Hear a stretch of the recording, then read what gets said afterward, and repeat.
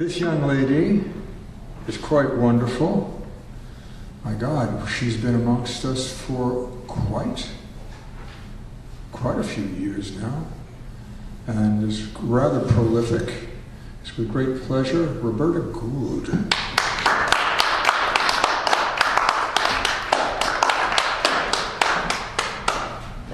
Thank you.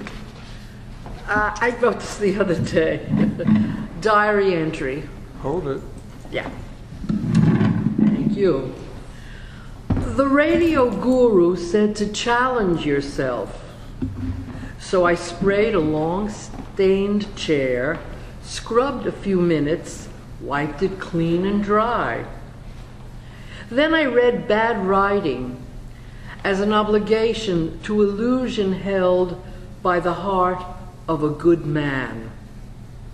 And I took a plastic container, turned it into a feeder for birds. I had become a true Mexican, not in word but in deed, though never in the unconcern of the wealthy and their lieutenants creating another fortress. Life was good nevertheless. The snow fell like manna, sparrows fed, the dog slept, and I changed the position of the house before getting to work.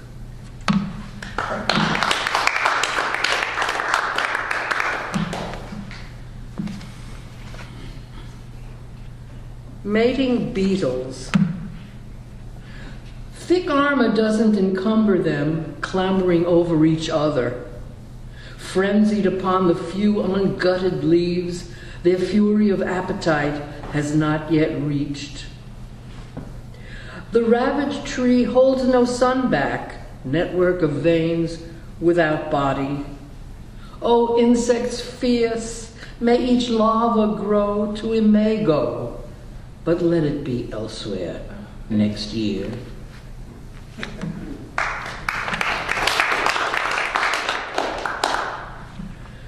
To pluck that star from the horizon, I thrust my hand through the frame. The sky crumbles. I pull out the twisted arms of a galaxy that once turned and burned. This proves something. The hole in the picture is a constant reminder of it. The poem is called It. This is called Chance. Chance. A political poem. They reverse the usual order. I don't know. Very old. They would pray for the dead in this paved land, but the master requires a tap dance. The harness is jerked if the zest kicks too far. A control routine in a new manner, with smiles the Spaniard called metered. That's enough of a mask for the citizen's ease. The spirits who hover over the age that culminates in this bleached-toothed cheer shrug their shoulders resigned, must care for each other, remember the murderous air they were fed, and the go-go their sisters escaped to, as if gyrations could douse despair, as if neon could manifest love. As the contracts are signed and the ball is tossed out over the starving children, work gangs of missing bones in Romania attempt a prayer for the living, which is not successful. Matter tries, it has its limits, dust is dust. But the cloud that obscures noon and seems simply cumulus is the true continent of was, those vanished in war among whom the mothers chant blessings to the city below.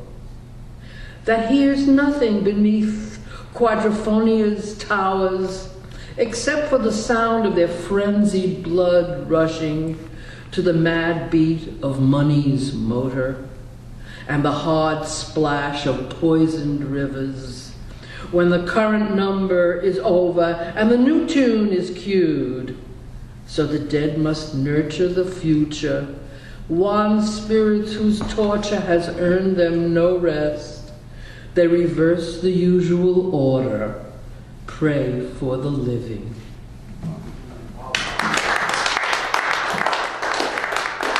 Thank you. There's a couple of new poems, I think that's a certain ilk to that. Sorry, okay. Sorry.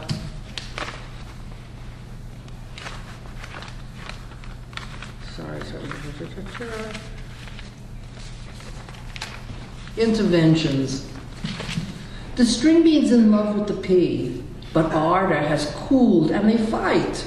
Good neighbor, you want to help, but fear grips you and you panic. Is the tiny bride to be safe? Should you call the police? No, there's a gardener at the gate. You heave a sigh of relief. I was stopped by a most wonderful policeman a few blocks from here. I thought it was because I was riding in the middle of the road because of the weather, but I had a headlight out, and since I didn't have my registration, it took a while for me to get here, and I was a little late. I came from far, so I'm sorry I missed anyone who read it. But he kept me there a long time looking for that. Prepared. Oh, keep it. The sky's unpredictable. You may need it. You never know. The black tape across the back. The black tape across its back, poor mending, and your saucer of a hat that matches with its little tear near the crown will stand you in good stead should life take you by surprise and you're out in the cold, God forbid. It's a serviceable outfit, and along with your satchel of tricks, you'll be fine. Consider it insurance. No matter what the sky decides, you'll be covered for sure. Besides, you can rest easy knowing that I'm jealous, owning no policy, and with just a little kerchief for my head. I guess that's it. I'll read one. Oh, here, just read one more. Space. I don't know about this one. It's kind of autobiographical. The bed is wide, but I sleep at the edge. A chair beside it to extend it. More narrow than a Pullman berth, I ask how I never fall off. Or do I? My dreams break open before reaching morning. And from a napkin, bits of toast fall off. Yet there's a closet full of plates. And when I type a letter, the sheet prints short. With pen in hand, I try again. The letters wend their way to a corner.